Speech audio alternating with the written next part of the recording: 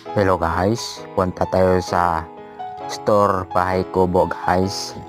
Kasi dito tayo bibili ng ng sabon pang laba. Health tips natin guys sa mga madadaming malabahan na mabilis matapos guys. Ang pipiliin yung sabon guys na labahan ay Speed Bar, kasi nasa pangalan na guys. Ang Speed Bar ay paggagamitin mo para maglaba ng mabilis in 1 minute, matapos mo kaagad.